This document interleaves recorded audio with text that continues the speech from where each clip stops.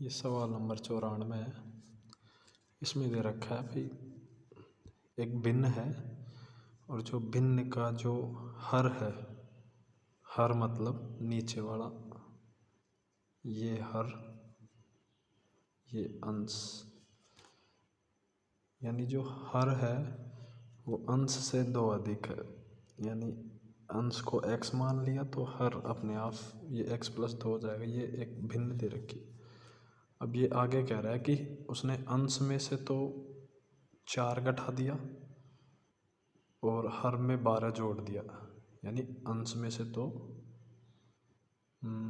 4 घटा दिया, ये देखो अंश में से 4 घटा दिया और हर में 12 जोड़ दिया। यानी x+ में 2 ये था ही और उसमें 12 जोड़ दिया तो ये आ गई। अब कह रहे हैं इस दशा में दोनों भिन्न बराबर होंगी। मतलब जो पहले वाली भिन्न थी, ये समीकरण 1 और समीकरण 2 ये बराबर होंगी। देखो इनको जैसे ही बराबर किया, ये देखिए ये बराबर किया, वज्र गुणा करेंगे, वज्र गुणा करने पर ये आएगा और ये सोल्व करेंगे। देखो x की वैल्यू आ जाएगी -1/2। बस कुछ भी नहीं है, -1/2 आते ही ये कह रहा है कि भिन्न क्या होगी। तो -1/2 का मान है, तो इसमें रख देंगे क्योंकि भिन्न है। अब देखो इसमें रखेंगे, जैसे ही भिन्न को रखा, एक मिनट, जैसे ही भिन्न में x की वैल्यू -1/2, x/x+2 थी, x की जगह रखा -1/2, देखो -1/2, कोष्टक लगा के x यानी -1/2 प्लस में 2, ये जैसे इनको लघुत्तम लिए 2, ये -1 प्लस में 4 आ गया और ये 2 से ये 2 कट गया और ये -1 प्लस में 4 है और एक काटा पिटी करेंगे तो ये कुल मिला के -1/3 आ जाएगी भिन्न। ये -1/3 आ जाएगी भिन्न। बस कुछ भी नहीं, उत्तर है -1/3, ये उत्तर है। कुल मिला के इसका क्रॉस वेरीफाई भी कर सकते हैं अपन। क्रॉस वेरीफाई कैसे? क्रॉस वेरीफाई का मतलब है कि -1/3 में जैसे 4 घटा लेंगे, क्या घटाएंगे? 4 घटाएंगे और नीचे 12 जोड़ेंगे। देखो -1/3 दे दिया इसने, ये -1/3, इसमें 4 घटाया और 12 जोड़ा तो कितना आया? -5/15, तो भी -1/3 ही आ रहा है। अतः पहले वाली भिन्न और दूसरे वाली भिन्न जो जिसमें -4 करके अंश में और हर में 12 जोड़ने पर, तो वो दोनों बराबर है। क्रॉस वेरीफाई हो गया। देखो एक ये सवाल दे रखा था, ये देखो पहले 27वां सवाल। इसमें 27वें सवाल में कुछ भी नहीं था, मेन चीज़ ये है, घुमा फिरा के बात है भाई, किसी की पावर 0 रहेगी ना तो उसका मान 1 होगा। जैसे -7 की पावर 0, इसका मान ये 1 है। बस ये बात ध्यान में रखनी है। चाहे जैसे 100 की पावर 0 हो जाए तो इसका मान भी 1 होगा, चाहे 2 की पावर 0 तो भी 1 होगा, चाहे -1 की पावर 5 हो, 0 तो भी 1 ही होगा। पावर 0 रहेगी तो 1 होगा। बस ये था इसमें। एक ये 3 की पावर 98 में 5 का भाग देने पर शेषफल क्या बचेगा। तो ये वाला सवाल मैंने आपको पहले भी समझाया था। इसमें कुछ भी नहीं है, ये कुल मिला के बात है शेषफल वाली। भाई शेषफल क्या आ रहा है? शेषफल का मतलब है अपन को भाई इसका जो नकारात्मक यानी नेगेटिव शेषफल क्या आ रहा है और पॉजिटिव शेषफल क्या आ रहा है। देखो इसमें अपन को क्या करना है कि +1 या -1 में बदलना है। देखो +1 या -1 में। अब अपने को पता है कि 3 में 5 का भाग नहीं जा रहा है और वैसे भी भाग देंगे तो -2 नेगेटिव रिमाइंडर आएगा, -2। तो 2 से नहीं, अपने को +1 और -1 में लाना है इस चीज़ को। तो भाई +1 और -1 का मतलब ये हुआ कि इसको स्क्वायर, 3 का स्क्वायर 9 होता है। जैसे 3 की पावर 2 गुणा 49 लिख लेंगे, 2 गुणा 49 98 को बटा में 5। अब 3 तिया 9, 9 की पावर 49 और बटा में 5। अब अपन को पता है, एक बार 2 मिनट अपन पावर को भूल जाएंगे भाई, 9 में 5 का भाग देंगे तो वैसे तो क्या आएगा, शेषफल 4 बचेगा। लेकिन यदि इसकी नेगेटिव रिमाइंडर या नेगेटिव शेषफल की बात करेंगे तो कितना आएगा? नेगेटिव शेषफल की बात करेंगे तो जैसे 5 दूनी 10 होता है और 10 में से 9 कटेगा तो 1 बचेगा, यानी इसका जो -1 है वो है नकारात्मक शेषफल है। जैसे देखो ये -1 बटा में 5, एक ही बात है, ऐसे लिख लिया। अब -1 में -1 के पावर 49 कितना होता है, -1 ही रहेगा क्योंकि ये विषम संख्या है, और बटा में 5, तो इसका शेषफल कितना आ जाएगा 4, क्योंकि अपन को पता है भाई -1 कब आएगा, यानी कुल मिला के आता है ऐसे कर लो, 5 में से 1 घटा लो, या फिर अपने को पता है भाई नेगेटिव शेषफल -1 कब आएगा, जब ऊपर ये 4 रहेगा, ये 4 है तभी तो -1 आया, और 4 में 5 का भाग जाएगा नहीं तो 4 शेषफल बच जाएगा ये।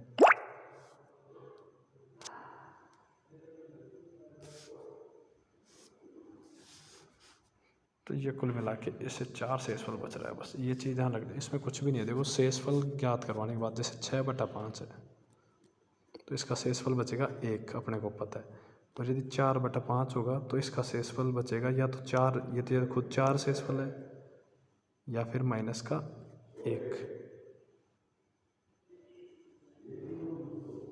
या फिर ये -1 है जो शेषफल बचेगा, या फिर कुल मिला के अपन ऐसे ले लेंगे भाई 14 की पावर 5 ले रहे हैं अपन, तो वो ये पॉजिटिव शेषफल तो 4 बचेगा, और यदि नेगेटिव की बात करेगा तो 5 दिया 15, और 15 में से एक कम है, मतलब -1, ये बात है। और जैसे -1 बटा में 5 है तो अपने को पता है कि ये 4 होगा तभी तो -1 आया ये, इसलिए इसको या तो शेषफल 4 लिख लेंगे ऐसे। कुल मिला के एक सवाल दे रखा था ये,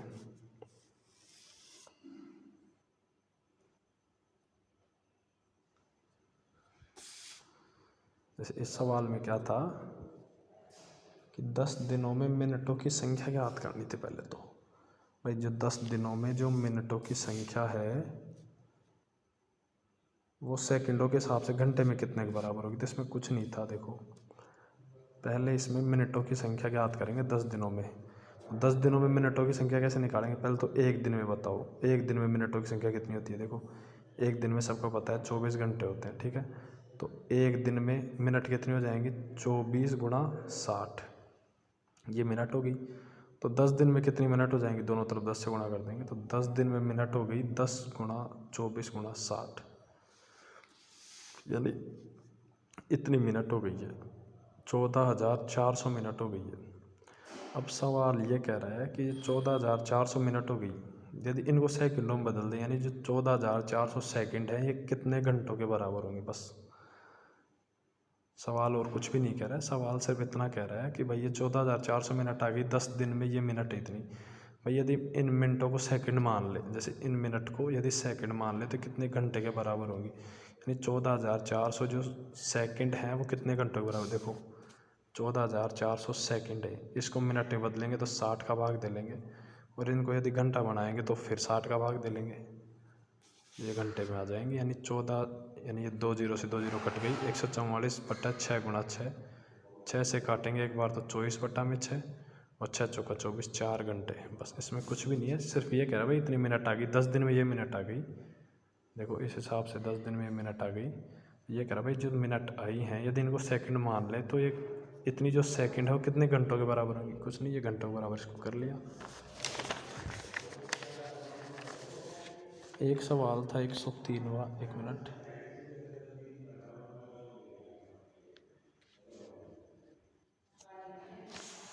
ये 103 नंबर एक सवाल था।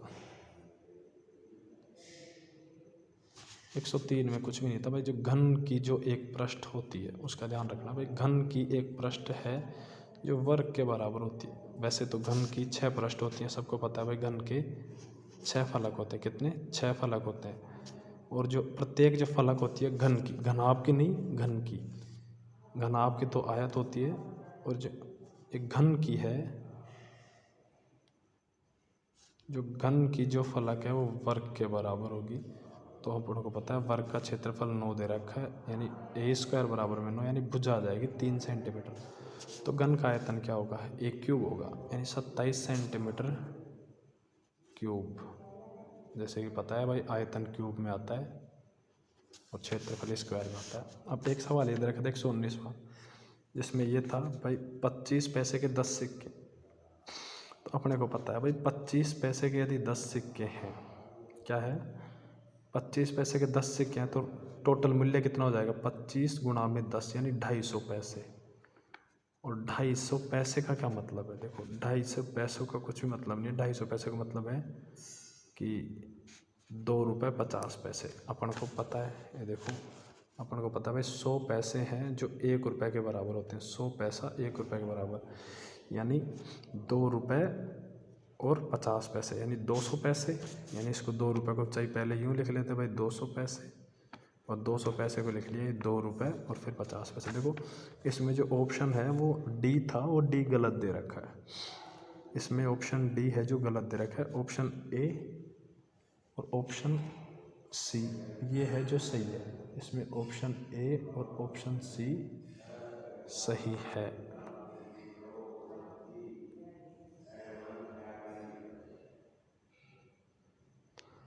चलो अब तो भाई अब तो सवाल तो दिखेंगे नहीं।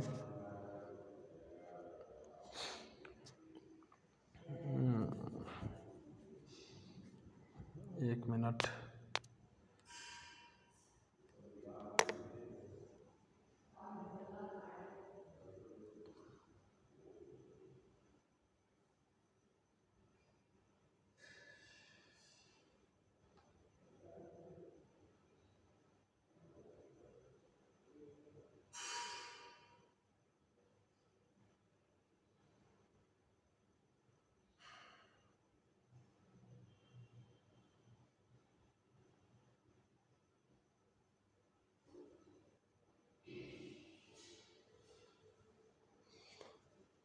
हाँ कुल मिला के ये है इसमें।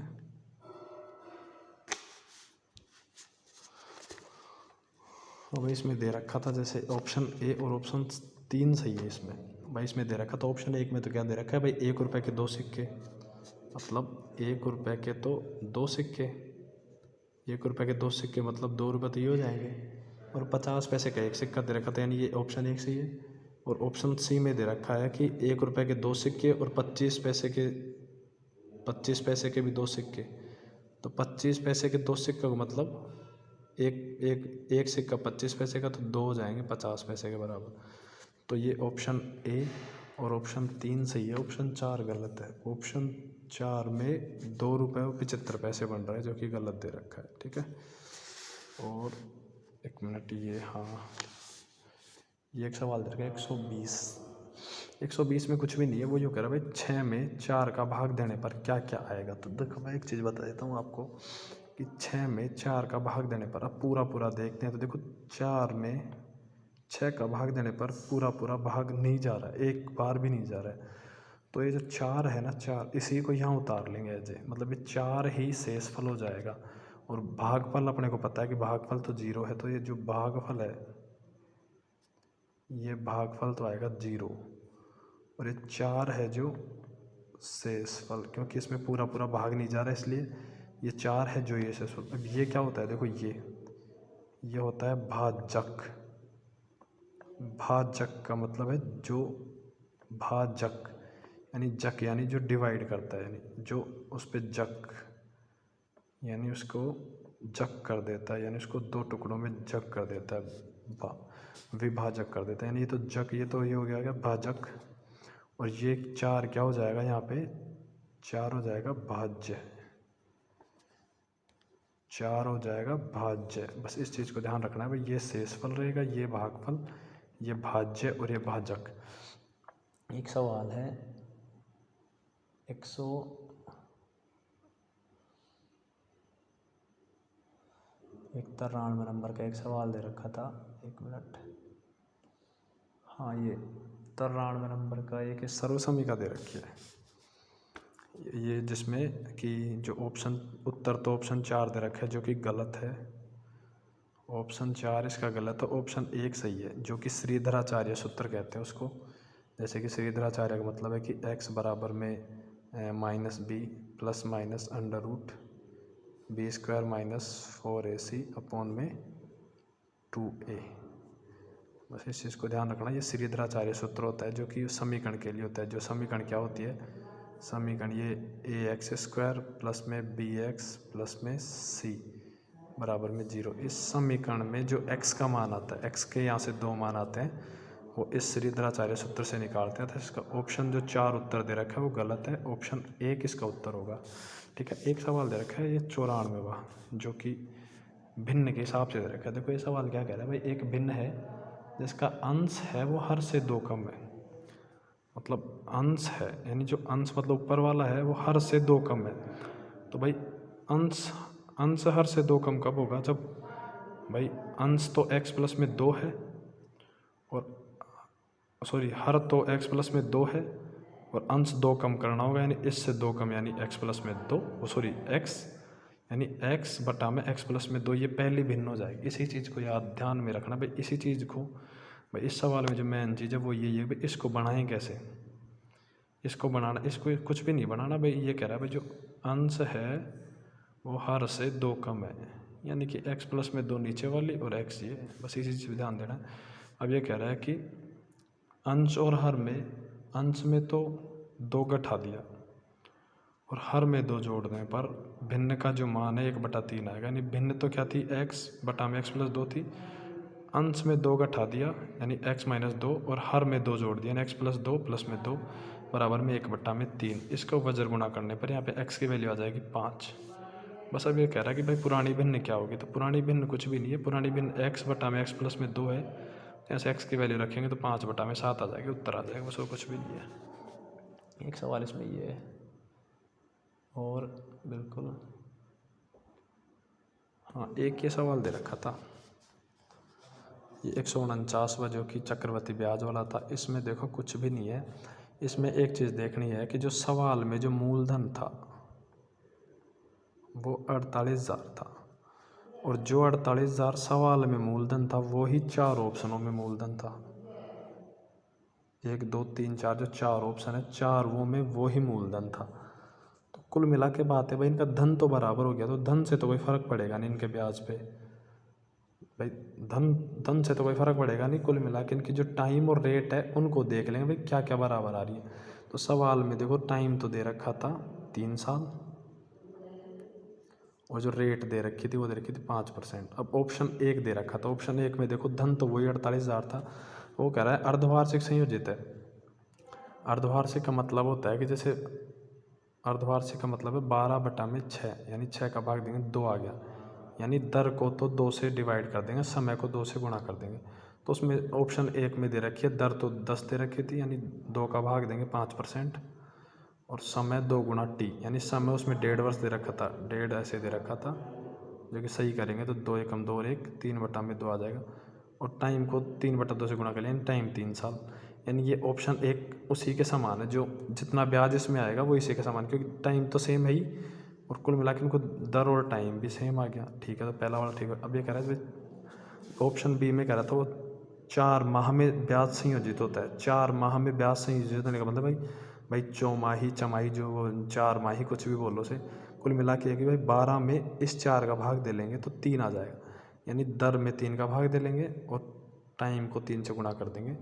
वही बात है, दर ऑप्शन में 15 दे रखी थी, 15 बटा में 3 यानी 5% दर और उसमें टाइम 1 साल दे रखा था, 3 गुणा 1 यानी 3 साल और ये भी बराबर हो गया। यही दर और यही समय सवाल में दे रखा था, तो ये इसका भी ब्याज समान आएगा। इसी प्रकार उसमें तिमाही दे रखा था। देखो तिमाही का मतलब 12 में 3 का भाग देने 4 आया, यानी दर को तो 4 से भाग दे लेंगे और टाइम को 4 से गुणा कर देंगे, यानी कि दर आ गई। दर उसमें 20 दे रखी थी, 20 बटा यानी 5% दर तो सेम आ गई और उसमें समय दे रखा था 9 महीने। 9 महीने को 4 से गुणा करेंगे तो 36 महीने और 36 महीने को समय में टाइम सॉरी वर्ष में बदलेंगे 3 साल। बिल्कुल, यानी इसमें भी टाइम और रेट समान आ गई। और अगला चौथा दे रखा था वही छमाही वाला, यानी वही 12 बटा में 2 यानी 15 बटा में 2 और 1 गुणा में 2, यानी ये दर इसमें 7.5% और इसमें 2 साल। अतः इसका जो ब्याज है वो असमान आएगा, क्योंकि भाई मूलधन तो वही 48,000 है इसका, लेकिन इसमें दर और समय बदल गया। बस इस चीज़ को ध्यान रखनी है। कुल मिला के कुछ भी नहीं है भाई, मूलधन तो समान था, तो इसमें जो दर थी और रेट थी उनको अर्धवार्षिक, छमाही और 3 माही के हिसाब से संयोजित करके और उसमें क्वेश्चन के अनुसार बराबर कर लेंगे, पता लग जाएगा। 3 ऑप्शन सेम आ रहे हैं, तीनों की दर समान आ रही है, रेट समान है, इनमें से सार होगा यूँ नहीं, ब्याज नहीं निकालना है। कहीं आप इसका वजह से पहले वाले का ब्याज निकाल लो, उसके बाद इसका ब्याज निकाल लो, तो इसका नहीं पता है भाई। धन समान है तो रेट और टाइम बराबर है क्या भाई, जो सवाल में रेट और टाइम दे रखा है वो ही रेट और टाइम ऑप्शनों में बराबर हो रहा है क्या, बस एक ऑप्शन में बराबर नहीं था, तो इसका ब्याज समान नहीं होगा। बस ये है। एक तो हो गया। एक देखो, एक सवाल दे रखा था, एक सवाल दे रखा है यूँ,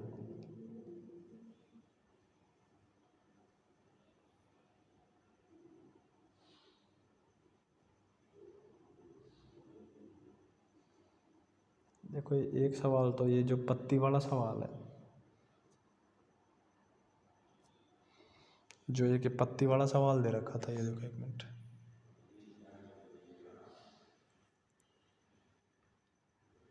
ये जो पत्ती वाला जो सवाल है इसमें इनमें से कोई नहीं आएगा। देखो इनमें से कोई नहीं क्यों आएगा, एक मिनट रुको देखो, क्योंकि देखो ये कह रहा है भाई किसी पौधे की 35 पत्तियों की लंबाई के आंकड़े में एक में सही रूप में दे रखा दिया, कहना है भाई अधिकांश पत्तियाँ। देखो अधिकांश पत्तियाँ वैसे तो जैसे ये जोन देता ना भाई, जोन का मतलब ये भाई यूँ कहता कि भाई 145 से और 153 के बीच में सबसे अधिक, तो देखो पत्तियाँ 12 पत्तियाँ जो कि 143 से 153 के बीच में है, जो कि 12 है सबसे अधिक है।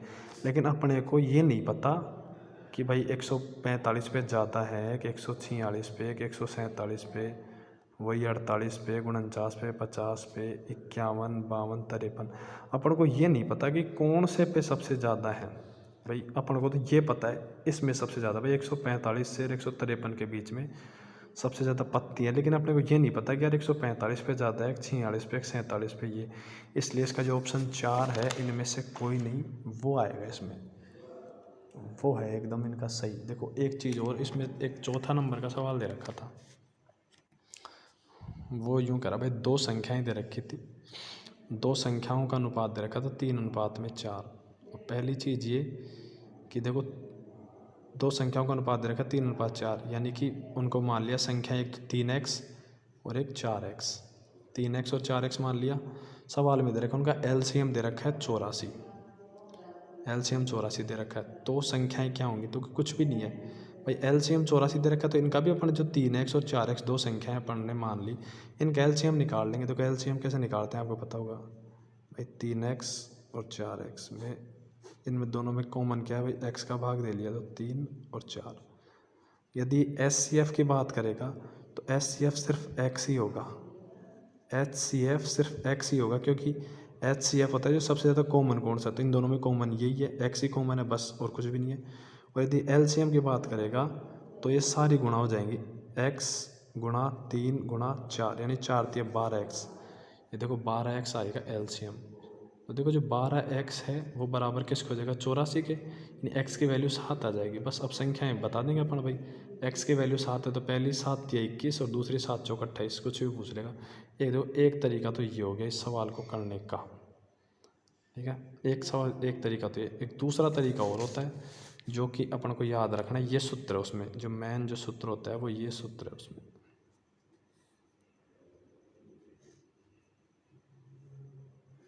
ये सूत्र होता है जो पहली संख्या का गुणनफल और दूसरी संख्या गुणनफल, पहली का गुणनफल दूसरी का गुणनफल बराबर होता है LCM गुणा HCF के, LCM गुणा HCF के। तो देखो कुछ भी नहीं है भाई, अपन ने संख्या मान ही ली थी 3x और 4x, इनका LCM और HCF निकालते हैं पहले। देखो भाई 3x और 4x में x कॉमन है तो x तो क्या हो जाएगा HCF, ये देखो HCF तो x है, और हाँ HCF x है, और सवाल में अपन को LCM दे ही रखा है, LCM कितना दे रखा है 84। तो देखो पहली संख्या 3x दूसरी 4x बराबर में 84 LCM गुणा में x, वही 12x बराबर में 84, x की वैल्यू 7 आ गई, वही संख्या 21 और 28 कुछ भी मान लो। ये दो तरीके हैं भाई, एक तो ये तरीका है ऐसे भी कर सकते हो, और एक ये तरीका कैसे भी कर लो। एक देखो एक सवाल है 5वां, जो ये 4 भिन्न दे रखी थी 1 2 3 4, इनका LCM कह रहा था, तो मैं ये चीज़ कहना चाहता हूँ कि ये चीज़ मैंने आपको पहले बताई थी भाई, किसी जो भिन्न है ना भाई, कोई भी भिन्न है, भिन्न का यदि एलसीएम की बात करें तो एलसीएम लो भाई। जैसे इस भिन्न की बात कर रहे तो एलसीएम का मतलब ये है कि ऊपर वाली जो संख्याएं हैं जैसे 1, 2, 5 और 4, इनका एलसीएम ले लो, ऊपर वालों का एलसीएम, और जो बचेगा क्या, एलसीएम के बाद एचसीएफ बचा तो नीचे वालों का एचसीएफ, बस ये चीज़ ध्यान रखनी है। और यदि किसी भिन्न का एचसीएफ कह दे तो कुछ भी नहीं है भाई, एचसीएफ कहेगा तो पहले एचसीएफ ले लेंगे, वही बात है भाई, ऊपर वालों का एचसीएफ, बच गया क्या, बचेगा जो नीचे वालों का एलसीएम। कुल मिला के बात यह है भाई, किसी भिन्न के लिए कुछ भी कहे, एचसीएफ कहेगा तो ऊपर वालों का एचसीएफ ले लेंगे, नीचे का एलसीएम, यदि एलसीएम कहेगा तो वही बात है, ऊपर वालों का एलसीएम भाई, जिसकी कहेगा उसको पहले ले लेंगे और बचेगा वही को नीचे ले लेंगे भाई। किसी भिन्न का एलसीएम, ठीक है, एलसीएम ले लेंगे भाई, जो ऊपर वाली संख्या उनका एलसीएम, नीचे वाले का एचसीएफ। और किसी भिन्न का एचसीएफ, किसी भिन्न का एचसीएफ का मतलब है ऊपर वालों का एचसीएफ, नीचे वालों का एलसीएम। अब देखो ये क्या कह रहा है, जो ये भिन्न है इसका एलसीएम निकालना है अपन को। तो एलसीएम का क्या मतलब हुआ भाई, भिन्नों का एलसीएम का मतलब है, यदि एलसीएम की कह रहा है तो ऊपर वाली संख्याओं का तो एलसीएम और नीचे वालों का एचसीएफ, ये है। तो देखो 1, 2, 5 और 4 का एलसीएम क्या आएगा, देखो अपन देखते हैं, 1, 2, 5 और 4 का एलसीएम, एलसीएम इनमें किसका भाग जा रहा है, इनमें जा रहा है 2 का, 2 का देंगे तो 2 का देंगे तो क्या आएगा, ये 1 तो 1 रहेगा, इसमें दिया 1, ये 5 और 2, एलसीएम में सारों को गुणा कर देंगे, 2 गुणा 5 गुणा 2 यानी एलसीएम आ गया 20। यदि इसमें एचसीएफ की बात करता तो इसमें एचसीएफ आता 1, क्योंकि इन चारों में सिर्फ 1 का ही भाग जा रहा है, क्योंकि ये 1 हो गया ना इस चक्कर में, क्योंकि ये 1 है इसलिए इसमें 1 का ही भाग जाएगा, 2 का भी नहीं जाएगा, 2 का भाग इसमें नहीं जा रहा, इसलिए एचसीएफ है। अब देखो नीचे वालियों का क्या निकालेंगे, जब ऊपर एलसीएम के लिए ऊपर वालों का तो एलसीएम, नीचे वालों का एचसीएफ, यानी 3, 9, 6 और 27 का एचसीएफ क्या होगा, देखो 3, 9, 6 और 27 का एचसीएफ, यानी इन तीनों में सिर्फ और सिर्फ 3 का ही भाग जा रहा है। देखो 3 का जैसे ही भाग देंगे ये 1 आ गया, ये 3 और ये 2 और ये 9, बस। अब इन चारों में किसी और का भाग जा ही नहीं रहा है, ये देख लीजिए, इन चारों में 1 का जाएगा, उससे कोई फ़र्क पड़ेगा नहीं, इसलिए एचसीएफ आएगा सिर्फ 3, ये देखो एचसीएफ 3, बस, कुछ भी नहीं है। ऊपर वालों का एलसीएम, मतलब ऊपर वालों का एलसीएम तो 20 था और नीचे वालों का एचसीएफ हो जाएगा, बस ये है 20/3। यदि इस भिन्न का यदि एचसीएफ की बात करता तो कुछ भी नहीं है, ऊपर वालों का एचसीएफ ले लेते, नीचे वालों का एलसीएम ले लेते। फिर दोबारा से मैं यही चीज़ समझाना चाह रहा हूँ कि यदि भिन्न का एलसीएम की बात करेगा, यदि एलसीएम की बात करते ही समझ जाना भाई, ऊपर वालों का तो एलसीएम लेना है और नीचे वालों का एचसीएफ लेना है। यदि भिन्न का एचसीएफ की बात कर दे तो ऊपर वालों की एचसीएफ और नीचे वालों का एलसीएम, ठीक है।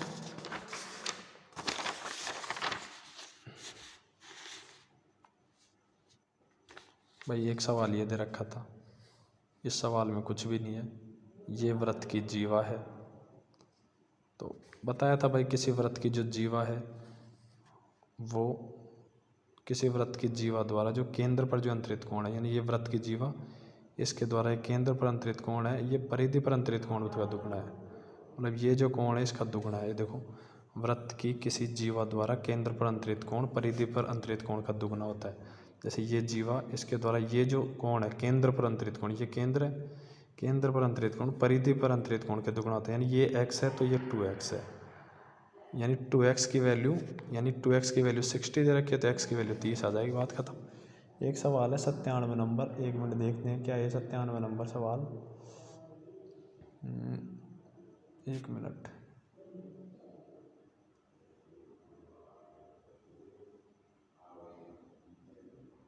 हाँ 97 नंबर सवाल ये कह रहा था भाई,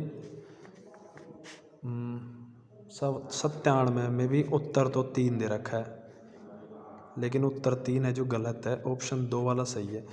क्योंकि यदि किसी सवाल में यदि मूलधन और दर और यदि समय यदि बराबर रहते हैं तो पहले वर्ष के लिए, यानी पहले वर्ष के लिए तो उसका चक्रवृद्धि ब्याज बराबर होगा साधारण ब्याज के, कुल मिला के बात ये है कि यदि ये मूलधन, दर और समय यदि बराबर हैं, बराबर नहीं, यदि दोनों के समान है, एक ही हैं, तो पहले वर्ष के लिए तो जो साधारण ब्याज होगा वही चक्रवृद्धि ब्याज होगा। जैसे मान लिया ये 100 है, 100 पे 10% की बात कर रहा है, 10% का मतलब 1/10, और 1 साल की बात करेगा तो 1 साल में मतलब ये 10।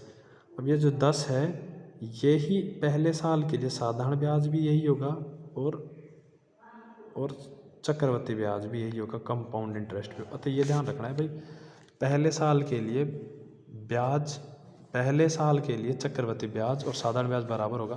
जैसे जो दूसरा साल आता है ना, उसमें फिर इस ब्याज का भी ब्याज जुड़ जाता है, तब जाके वो चेंज होता है। इस चीज़ को आप भी कर सकते हैं, बेसिक चीज़ है ये।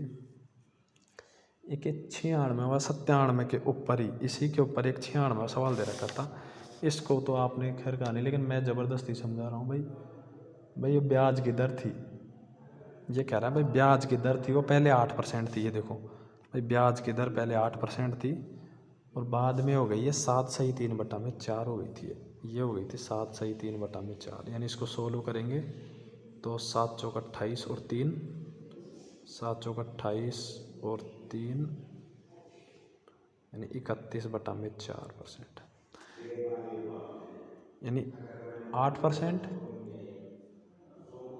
मतलब पहले तो दर थी 8% और फिर हो गई ये, तो जो कमी होने के कारण इसमें 61.50 रुपये का घाटा हो रहा है। अब देखो कमी कितनी की हुई, 8% में से ये घटा लेंगे, लघुत्तम लिया 4, 32 माइनस 31 यानी 1/4%, यानी जो 1/4% है वो किसकी वैल्यू है, 1/4% की वैल्यू है 61.50। पहले ये 61.50 था, अब ये 50 का 2 पॉइंट हटेगा तो नीचे आ गया 2 जीरो।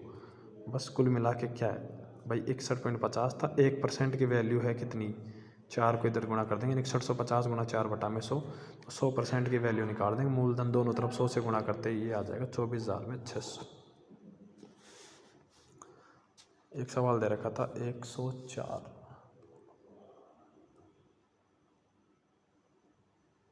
104 में देखो ये क्या कह रहा था, 104 में ये कह रहा है भाई 1 लीटर शुद्ध घी का वजन 910 ग्राम है। देखो 1 लीटर घी का जो वजन है वो 910 ग्राम है। पहली चीज़ तो ये देखो आप भाई, जो 1 लीटर होता है ना, क्या 1 लीटर 1000 मिलीलीटर के बराबर है।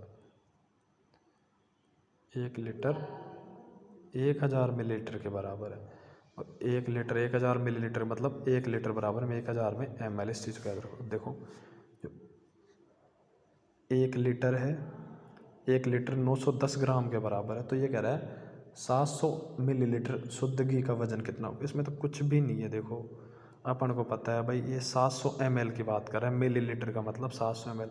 भाई 1 लीटर का मतलब है 910 ग्राम, 1 लीटर को अपन क्या लिख सकते हैं, 1000 मिलीलीटर यानी 910 ग्राम। तो यहाँ से 1 ml की वैल्यू कितनी आ जाएगी, 910/1000 नीचे आ जाएगी, ये आ गया। अपन को चाहिए 700 ml की, दोनों तरफ 700 से गुणा कर देंगे, यानी 700 ml बराबर में 700 गुणा में 910/1000, काटा पीटी करेंगे 637 ग्राम आ जाएगा।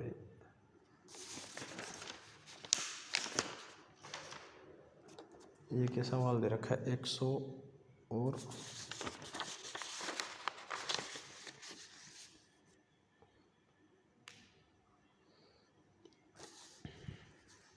ये 101 सवाल दे रखा है। देखो मैं एक चीज़ बता दूँ, 101 सवाल में मिस्टेक दे रखी है। क्या मिस्टेक दे रखी थी, सवाल में ही गलत दे रखा है भाई, ए की वैल्यू 10 दे रखी थी, तो ए की वैल्यू 10 नहीं है, वो ये ध्यान रखना, ए बी की वैल्यू 10 है, ए से बी तक। इसी प्रकार बी की वैल्यू 8 दे रखी थी, लेकिन वो बी सी की वैल्यू है। ये देखो बी सी बराबर में 8 और सी ए बराबर में 6। ये सवाल गलत है, सवाल को थोड़ा सही कर लेना है ना। इसमें देखो एक चीज़ ध्यान रखना भाई, ये सवाल यूँ कह रहा है भाई ऐसे ऐसे ए बी सी त्रिभुज है, इनके ये मध्य बिंदु है, ये डी ए बी का मध्य बिंदु है, एफ ए सी का मध्य बिंदु है, ई ये बी सी का मध्य बिंदु है। तो इनमें देखो जो ये जो डी एफ है ना,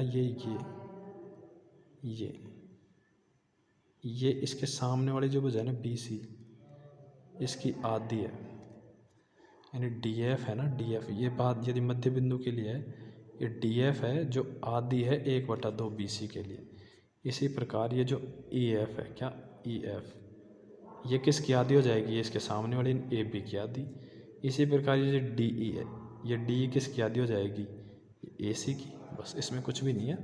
इस प्रकार से डी ई जो 1/2 AC और ई एफ है जो 1/2 AC। तो इनकी वैल्यू अपन को पता ही है भाई, ए बी यहाँ से 10 है, बी सी 8 है। ये सवाल में नहीं था, लेकिन ये गलत मिस प्रिंट हो रहा था, इसलिए सही लिख ले इसको। ये आ जाएगा डी एफ इतना आ गया, डी ई इतना आ गया और ई एफ इतना आ गया। बस अब ये इनकी वैल्यू आ गई। इसका परिमाप पूछ रहा था छोटे वाले का, तो इसका परिमाप आ जाएगा। परिमाप आपको पता ही, तीनों भुजाओं का योग, यानी 4, 3 और 5 बराबर 12 सेंटीमीटर आ जाएगा। बात खत्म भाई, ये 12 सेंटीमीटर इसका परिमाप है। अब एक एक्स्ट्रा मैं मेरी तरफ से ये चीज़ समझा रहा हूँ, यदि ऐसे क्षेत्रफल की बात कर दे, ऐसे ही त्रिभुज दे रखा और मध्य बिंदु हो, तो ये जो मध्य बिंदु वाला जो त्रिभुज बनेगा, ये 4 बराबर भागों में विभाजित करेगा। किसमें, 4 बराबर भागों में विभाजित करेगा। देखो 1 1 1 सवाल ऐसे दे रखा होगा भाई, ए बी सी का क्षेत्रफल 40 है, तो भाई डी ई एफ का ज्ञात करो।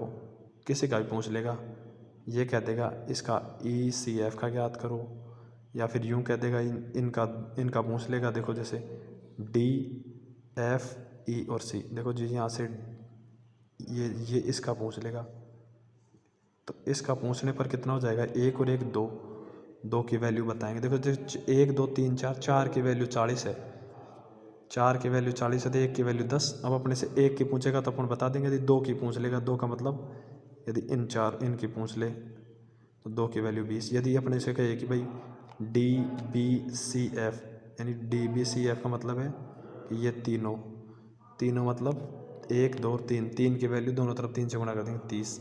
ऐसे भी ध्यान रखना, ठीक है। एक ही सवाल दे रखा था आपने, 1 मिनट, हाँ तो छोड़ो। हाँ ये भाई एक ही सवाल है, जैसे ये संख्या दे रखी थी, इसमें कुल मिला के ये कह रहा था भाई, एक का स्थानीय मान और जातीय मान का अंतर बताना था। देखो एक का स्थानीय मान क्या होगा, देखो एक यहाँ से 1 है, तो 1 के बाद जितनी भी संख्याएं आएंगी ना, उनको हटा के 0 लिख देंगे, तो वो स्थानीय मान आ जाएगा। यानी 1 का स्थानीय मान कितना हो गया, 1000। और 1 का ये पूछ रहा था जातीय मान, तो देखो मैं बता दूँ आपको, देखो जातीय मान और अंकीय मान और वास्तविक मान ये एक ही चीज़ है सवाल में। जातीय मान, अंकीय मान, वास्तविक मान। तो जातीय मान और अंकीय मान और वास्तविक मान वही होते हैं जो अंक होता है। तो 1 का स्थानीय मान तो 1000 हो गया, और अंकीय मान 1 ही होगा, चाहे वो अंकीय हो जातीय हो, एक ही बात है, यानी 1 ही होगा। इसमें से घटाएंगे तो 999 आ जाएगा। देखो जैसे ये कहेगा 7 का जातीय मान, 7 का जातीय मान 7 ही होगा, लेकिन 7 का स्थानीय मान कितना होगा, 7 के बाद में 2 अच्छे हैं तो 2 0 लग जाएंगे। यदि 8 का स्थानीय मान 80 और 8 का अंकीय मान 8 ही होगा। यदि अपन को जो कहते हैं 4 का स्थानीय मान, 4 का स्थानीय मान 4 ही है, क्योंकि इसके बाद में कोई संख्या है ही नहीं, और 4 का जातीय मान वो भी 4 ही है। इस चीज़ को ध्यान रखना। 2 का स्थानीय मान पूछेगा तो 20,000 आ जाएगा, 2 का अंकीय मान जातीय मान 2 ही होगा। बस ये चीज़ें, एक सवाल ये दे रखा था, देखो बहुत अच्छा सवाल है ये। देखो यूँ दे रखा भाई, a की पावर x बराबर b की पावर y c की पावर z। ऐसे 2 सवाल हैं, दोनों को ध्यान में रखना है। देखो एक सवाल ये रहा, इनमें देखो ध्यान में क्या रखना है, इनमें देखो मैं बताऊँ ध्यान में क्या रखना है। ध्यान में कुछ भी नहीं रखना है, ध्यान में ये रखना है भाई, इन a की पावर x, b की पावर y, c की पावर z बराबर में है। तो इनमें क्या है, पावरों के झंझट से बचने के लिए अपन तीनों बराबर है, तीनों को मान लिया बराबर, ये भाई के हैं, तीनों के बराबर। ये याद करने वाले सवाल है, याद करने का मतलब इन्हें याद रखें भाई ऐसे सवालों को। देखो जैसे के बराबर किया, और ये अपने को सवाल में दे रखी है भाई, यही अपने को सॉल्व करवाएगा आगे। तो देखो ए की वैल्यू कितनी आ जाएगी, एक बार देखो ए की पावर एक्स को बराबर कर लेंगे के, यानी ए बराबर में जैसे ही के किया, ए की पावर एक्स बराबर में के किया, तो ए बराबर में ये पावर एक्स है तो इधर की साइड में आएगी तो 1/में हो जाएंगे, के की पावर 1/x। फिर करेंगे b की पावर y बराबर में k, यानी b बराबर में कितना आ जाएगा, k की पावर 1/y, क्योंकि इधर आएगी पावर तो उल्टी हो जाती है, जैसे कि उल्टी आ जाती है ना भाई। ऐसे यदि x का स्क्वायर रहता है बराबर इधर y है, तो x बराबर में y की पावर 1/2, ऐसे भाई बराबर में इधर आती है तो पावर उल्टी हो जाती है। जैसे सी की पावर जेड बराबर में के, यानी सी बराबर में के की पावर 1/जेड। अब अपने को दे रखा है बी स्क्वायर बराबर में ए सी, यानी इसका स्क्वायर, यानी के की पावर 1/2 वाई का स्क्वायर है जो बी सी के बराबर है, सॉरी ए सी के बराबर। तो ए ये है और सी ये है, तो बस इनको गुणा कर लिया। अब अपने को पता है कि पावर 2 है तो 2 को अंदर गुणा हो जाएगी, तो यानी के की पावर 2/वाई बराबर में, और इनके जो आधार समान है तो घातें जुड़ जाएंगी, घात जोड़ दिया। अब देखो इनमें कुछ भी नहीं है भाई, के की पावर ये है और इधर भी के की पावर ये है, तो के की पावर ये है, के की पावर ये, तो इनकी पावर बराबर हो जाएंगी। 2/वाई बराबर में 1/x प्लस 1/z। यहाँ से एक्स जेड लघुत्तम लिया, एक्स प्लस में जेड, वाई की सवाल में वैल्यू पूछ रहा, तो वाई का मान कितना आ जाएगा, वाई का मान वज्र गुणा कर लेंगे, वाई का मान आएगा 2 बराबर बटा में एक्स प्लस में जेड। बस इस चीज़ का ध्यान रखना है। एक इसी प्रकार से इस सवाल को करना है।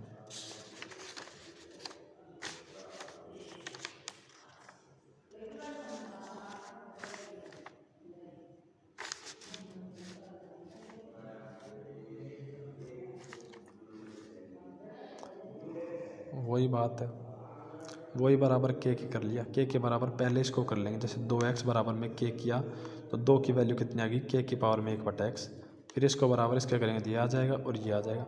अब देखो अपन एक चीज़ जानते हैं कि 2 गुणा में 3 करने पर 6 आएगा, बस इसको 2 गुणा में 3 बराबर 6 लिख देंगे, यानी 2 की वैल्यू लिख देंगे। और ये चीज़ अब याद करनी पड़ेगी आपको भाई, ऐसे भी होता है भाई, 2 गुणा में 3 बराबर में 6, जैसे कई बार 4 या 12 दे देगा तो वो भी ऐसे ही रहता है। यानी ये के 2 की वैल्यू लिख दिया, 3 की वैल्यू लिख दी और के की वैल्यू, सॉरी 6 की वैल्यू लिख दी।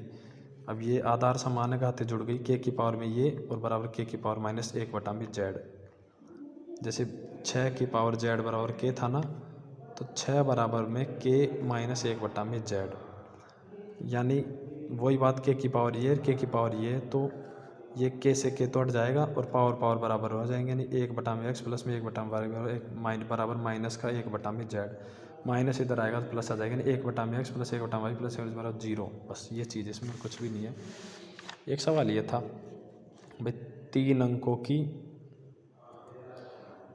अंकों की ऐसी कितनी संख्याएं जो 6 से विभाजित है। तो देखो इसमें कुछ भी नहीं है, अपन पहले तो 3 अंकों की संख्याएं चालू कितने से होती हैं, 3 अंकों की संख्या चालू होंगी 100 से। तो अपन देखेंगे पहली कौन सी संख्या जो 6 से डिवाइड हो रही है, यानी पहली कौन सी संख्या जो 6 से डिवाइड हो रही है। तो अपन ये मान लेंगे 100 में, जैसे मान लो 6 का भाग दिया, 6 एकम 6, बचे कितना 4। और अब देखो अपने को पता है कि 6 चंग तो 36 होता है और 6 7 42 होता है, लेकिन ये 40 ही है, पूरा भाग देना है ना, 6 छंग 36, 6 7 42 से 40 है, मतलब 0 की जगह 2 था, मतलब 102 है जो 3 अंकों की पहली संख्या जो डिवाइड हो रही है, मतलब 102।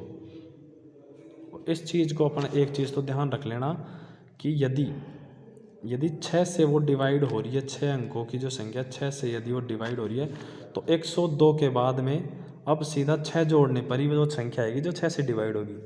102 में 6 जोड़ा तो 108 ही आएगा।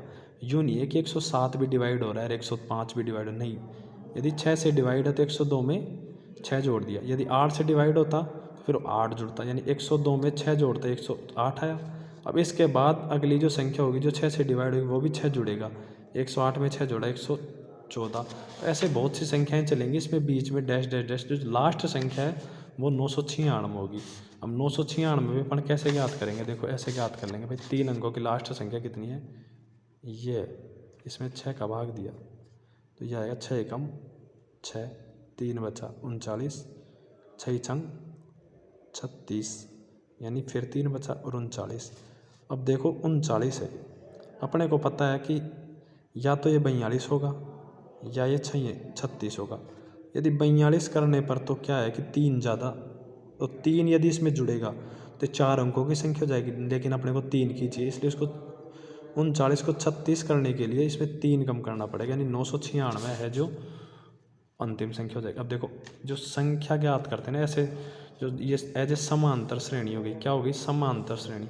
अब समांतर श्रेणी में देखो एक सूत्र ये होता है जिसमें संख्याएं ज्ञात करते हैं, वो क्या है, ए एन का मतलब है अंतिम पद, जो बराबर होता है, सूत्र याद रख लें, बराबर होगा ए प्लस में एन माइनस में 1 और कोष्टक में डी, यानी ये इसके n-1 के गुणनफल में है डी। ए यहाँ पे प्रथम पद है और जो डी है डी इनका अंतर है, यानी इसका और इसका अंतर है। 108 में से 102 जाएंगे तो 6, और n यहाँ पे पदों की संख्या जो कि अपन को n ही ज्ञात करना है। देखो अंतिम पद हो गया 996 बराबर प्रथम पद 102 प्लस में n माइनस में 1 और d यानी अंतर 6। इसको सोल्व करेंगे तो n की वैल्यू 149 प्लस में एक 150 पद आ जाएंगे, यानी टोटल 150 पद हैं 3 अंकों के जो 6 से विभाजित है। बस इस चीज़ को याद रख लें। मैन तो ये सूत्र है, और ये भाई किस प्रकार से इसको बनाइए श्रृंखला, इस चीज़ को देख लेंगे दोबारा से। देखो एक चीज़ इकाई का अंक वाला है, तो इकाई का अंक तो अभी रुक जाओ, अगले वीडियो में इकाई का अंक ही होगा। देखो एक सवाल आपने ये दे रखा था, हाँ कि भाई को 2 अंकों की संख्या है, क्या है 2 अंकों की संख्या दे रखी थी आपने। 2 अंकों की संख्या अपने को पता है कि 2 अंकों की संख्या होगी, ये होगी 10x प्लस में y। भाई जैसे 52 है तो 52 यही तो होती है 52 ये होगी 10 गुणा में 5 प्लस में 2, यानी एज ए 10 और ये x 5 को x मान लेंगे और प्लस में y। ये 2 अंकों की संख्या ऐसे होती है, 2 अंकों की संख्या ऐसे निकालते हैं, यानी 2 अंकों की संख्या ये, यानी कुछ भी रख देंगे यहाँ पे। जैसे 10x प्लस में y है, यदि x बराबर में 7 है यानी 10 गुणा में 7 और y 5 है तो 70 प्लस में 5 यानी 75। ऐसे निकलती है 2 अंकों की संख्या। 2 अंकों की संख्या होगी 10x प्लस में y। यदि इनके अंक बदल दे, अंक बदलने का मतलब है कि y की जगह तो x कर दे, x की जगह y कर दे। अंक बदलने पर संख्या क्या हो जाएगी, ये 10y प्लस में x। तो ये कह रहा है भाई इनका अंतर हमेशा किससे विभाजित होगा। देखो इनका अंतर यानी 10x प्लस में y माइनस में 10y प्लस में x, ये इनका अंतर है। माइनस करेंगे तो 9x माइनस में 9y, दोनों में 9 कॉमन आ रहा है। देखो 9x माइनस में y। अब इस चीज़ को तो आप ध्यान रख ले भाई, यदि 9 का गुणनफल है ना भाई, यदि ये 9 का गुणनफल है तो 9 से तो हमेशा डिवाइड रहेगा, चाहे यहाँ कुछ भी आ जाए। यहाँ x माइनस वाई का मान 1 हो, चाहे 2 हो, चाहे 3 हो, कुछ भी हो, ये इस 9 से तो सदैव विभाजित होगा। बस ये चीज़ ध्यान में रखनी है और कुछ भी नहीं है। एक सवाल दे रखा था ये वाला सवाल दे रखा, देखो 1 minus 1/3, 1 minus 1/4, 1 minus 1/5 dash dash dash 1 minus 1/n। इसको सोल्व कैसे करते हैं, देखो ये जो दोनों सवाल हैं ये भी एज ए रटने वाले सवाल हैं, इन्हें याद रखना पड़ेगा। देखो कैसे इसको सोल्व करेंगे, लघुत्तम लिया 3, 3 माइनस 1 ऐसे, लघुत्तम लिया 4 माइनस 1 ऐसे ऐसे कुछ भी किया, ठीक है। तो ये क्या क्या आएगा, देखो 2/3 आया, गुणा में 3/4 आया, गुणा में 4/5 आया, फिर डैश डैश डैश, अंत में कितना आएगा n माइनस में 1/n। तो इसमें एक चीज़ देखने वाली है कि देखो कैसे कट कैसे रहा, इस चीज़ को देखो कट कैसे रहा है। देखो ये नीचे वाला 3 है, ये इस 3 को काट देगा, ये जो 4 है ये इस 4 को काट देगा। अब ऐसे डैश डैश मतलब कुछ ना कुछ चल रहा है, मतलब ये जो 5 है ये इस 5 को काटेगा, ये देखना। और यहाँ पे कोई संख्या 6 आएगी, वो 6 है जो ऐसे काटेगा, मतलब ये ऊपर वाला कट रहा है कुल मिला के। तो ऐसे ही अपना धीरे धीरे आएंगे, लास्ट तक पहुँचेंगे तो ये इधर जो संख्या रहेगी कुछ भी x y z जो भी आएगी, ये जो संख्या है ये इसको काट देगी।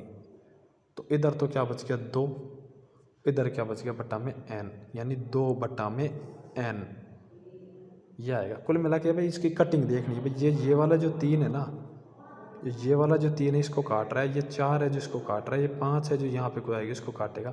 इसी प्रकार से ये जो यहाँ आएगा ये इसको काटेगा, इस चीज़ को ध्यान रखना है, इसलिए 2/n आ गया। अब देखो एक सवाल दे रखा था ये, वो भी उसी प्रकार का सवाल है भाई, 2 minus 1/3, 2 minus 3/2, 2 minus 5/2 dash dash, ये 2 माइनस सोल्व करेंगे, वही लघुत्तम लिया 3, 3 दूनी 6 माइनस में 1, 10 माइनस 3/5 ऐसे सोल्व करेंगे। इसमें क्या आएगा, देखो इसको सोल्व करने पर 5/3 गुणा में, इसको सोल्व करेंगे 7/5 गुणा में, और 9/7 डैश डैश डैश डैश गुणा 1001/999 यह आएगा इसको सोल्व करने पर। इसमें देखो इसमें किस प्रकार से, देखो इसमें तो ये वाला कट रहा था ऐसे 3 से 3, 4 से 4, इसमें देखो ये 3 नहीं कट रहा है, इसमें इधर से कटिंग चालू होगी। देखो ये जो 5 है ना, इस 5 से कट रहा है, ये जो 7 है ये 7 से कट रहा है। इसी प्रकार ये जो 9 है ना, इस 9 से कटेगा, यहाँ पे 9 वाली संख्या आएगी आगे, जैसे जैसे बढ़ती गई। इसी प्रकार से अपन चलते रहेंगे ना, तो ये वाली जो संख्या है ना, ये इस 999 को काट देगी। इसलिए ऊपर तो क्या बच जाएगा 1001, और नीचे क्या बचेगा शुरुआत का 3। दोबारा से देख लेंगे इन दोनों को आप दोबारा से पैक करके। बाकी बहुत अच्छे सवाल है। ऐसे ये वाली चीज़ मैं ना भाई, ये कटिंग किस प्रकार से हो रही है इसको दोबारा देख लेंगे भाई। ये जो 3 है, इस 3 से 4, इस 4 से, मतलब ये चल रहा है, मतलब कुल मिला के ऊपर वाला डिवाइड होगा। इसमें क्या है, ये है जो इधर से, ये है जो इधर से, ये है जो इधर से, ऐसे चलता रहेगा। तो ये है जो इधर से डिवाइड होगा, ये 1001 बटा में ये है। और एक ये सवाल था, एक जो आप बता रहे थे, ये जिसमें ये लिख रहा था कुल मिला के कि ये क्या था, हाँ 3a बराबर में 4, और ये यूँ लिखा हुआ था b बराबर में 6 कोण c। कुल मिला के इसमें क्या था, ये सवाल गलत था। सवाल गलत का मतलब है कि कोमा नहीं आएगा, यहाँ पे कोमा नहीं आएगा ये, क्योंकि यदि कोमा आ जाएगा ना, कोमा, तो कोमा आएगा तो तीनों का अनुपात नहीं बना पाएंगे। तीनों का अनुपात एक समान होना चाहिए। अपन तीनों का अनुपात नहीं बना पाएंगे, अपन को तीनों का अनुपात बनाना है। ये देखो, तीनों का अपन अनुपात नहीं बना पाएंगे, तो ये सवाल ही इसमें गलत है।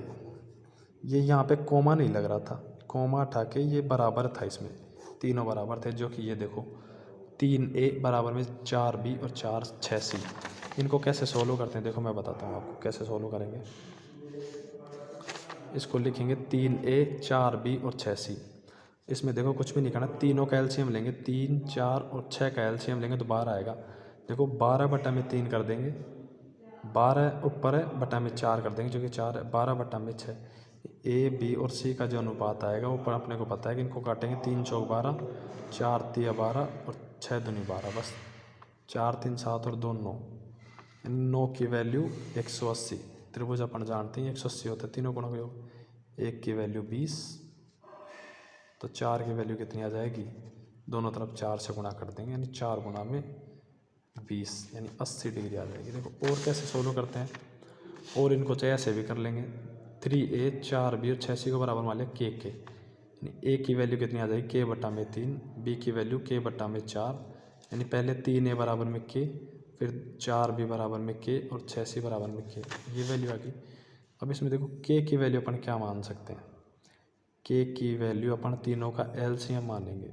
k की वैल्यू तीनों का एलसीएम, एलसीएम क्या होता है, 3 4 6, 2 का भाग देंगे, 3 ये ऐसे कैसे, ये 2 और ये 3, फिर 3 का दिया 1 2 1, एलसीएम 2 गुणा 3 गुणा 2, एलसीएम 12 आ गया। k की जगह अपन 12 रख सकते हैं।